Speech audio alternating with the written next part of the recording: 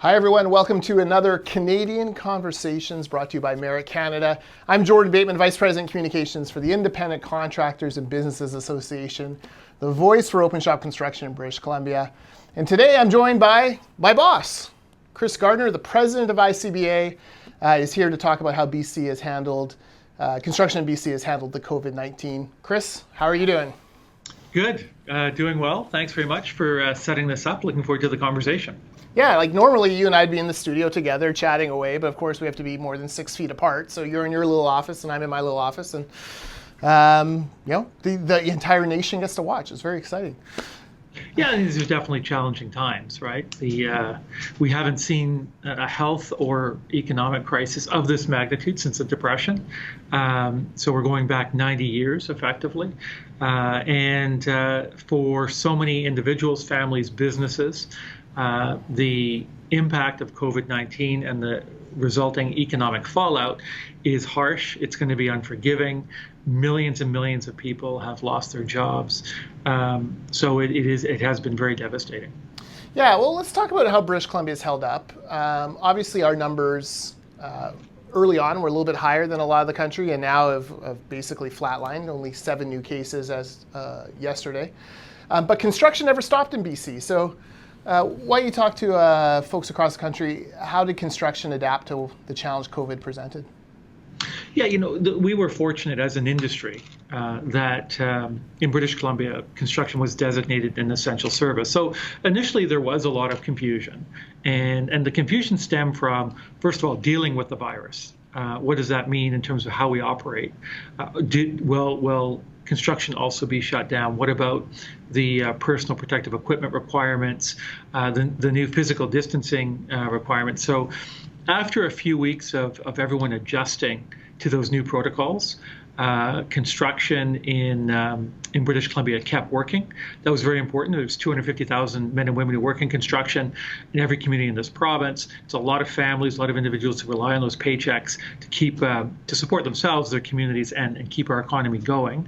And so I would say crew levels probably dipped to the 75%, 80% level in the early weeks after the shutdown and the essential service designation.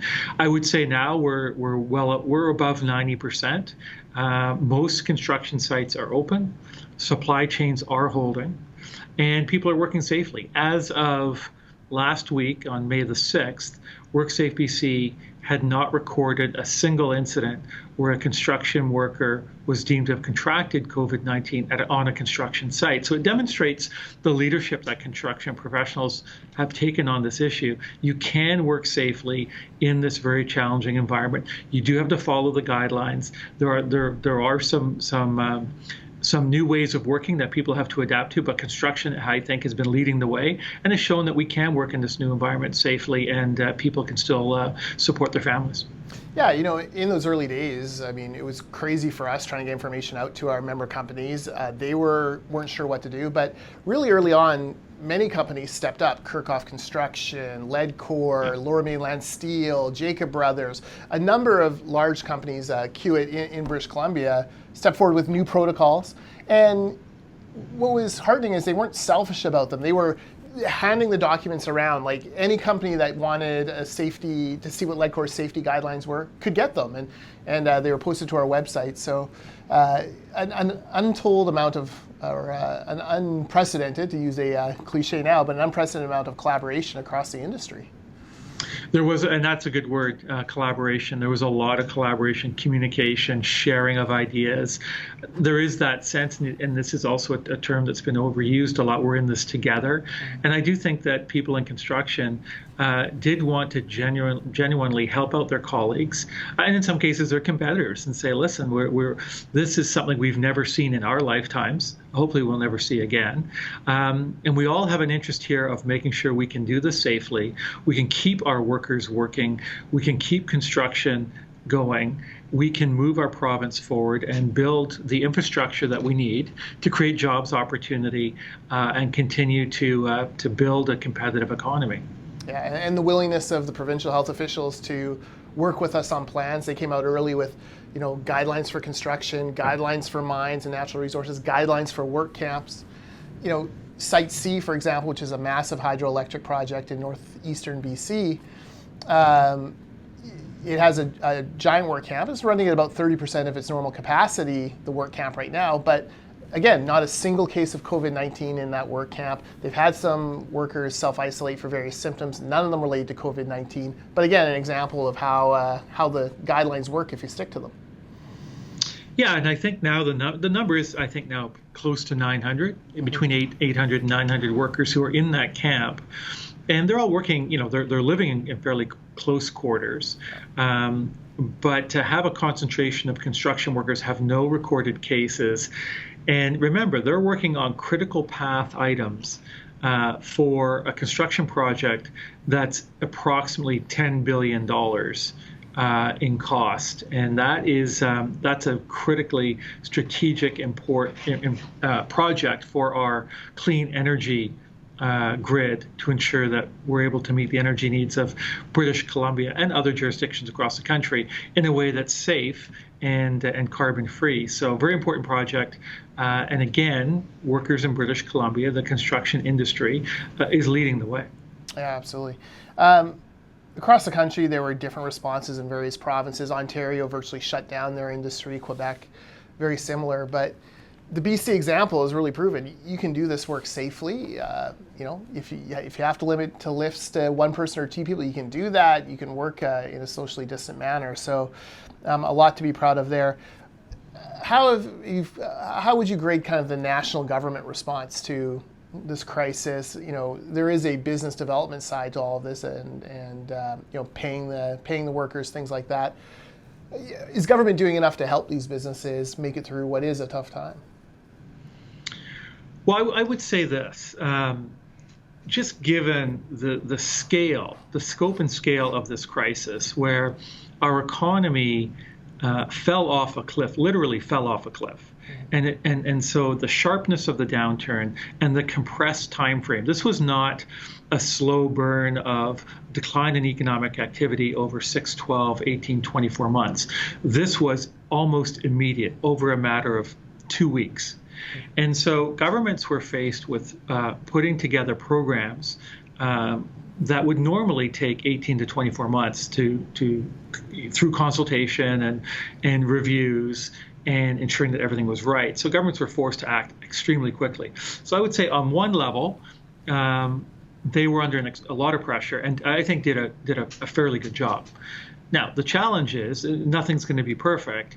And the challenge now is, okay, as we sort of get to the end of some of these immediate relief programs, I think the federal government did provide, I think they've spent probably approaching $250 billion. That is an unbelievable amount of relief funding, and a good part of the funding is relief. There are some, it's unfortunate that some of the initiatives were more deferral of taxes at the federal and provincial level, which I don't pay your taxes today, wait 60 or 90 days.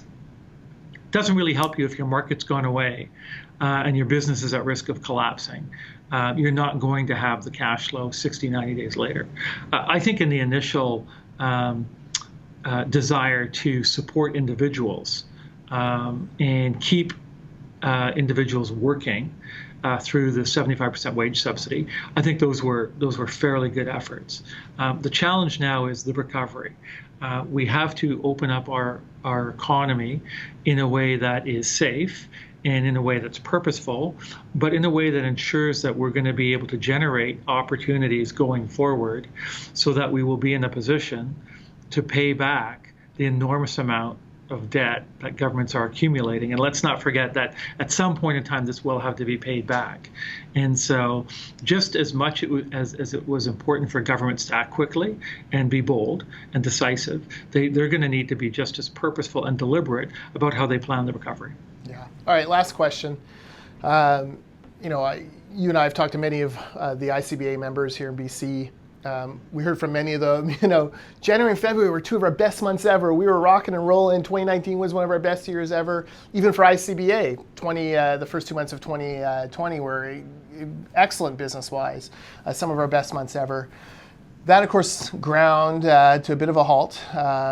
and certainly dropped in the past couple of months. Where do you see construction in BC for the rest of 2020 and then into 2021, 2022? I think 2019 is going to be the high watermark for construction activity for the next 2 or 3 years. Obviously, 2020 will not be as strong as 2019. And I think 2021 will see a further step down in terms of construction volumes. And that's because consumer and business confidence is going to be shaken going into 2021. There'll be a lot of uncertainty around, from a consumer level, about whether there'll be a second wave. What about my job? Is it secure? Business confidence will be shattered, not understanding if markets are there, if markets are really coming back. So that means that RFPs for construction projects, both in the public sector and the private sector, I think will come out slower, and some will be not only delayed, some may be postponed or outright canceled. So that's going to impact volumes in 2021. So you have the high watermark of 2019, lower in 2020, lower again in 2021.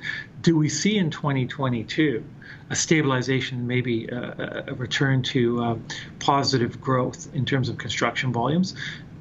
I think that's one scenario that has it's likely. It could also mean that 2022 is a year where you're sort of at the same, a lower level, and you don't see much growth. So a lot of uncertainty out there, but definitely 2019 is a high watermark for some time to come. Yeah, absolutely. All right, folks, that was Chris Gardner, Independent Contractors and Businesses Association, the voice for BC Open Shop.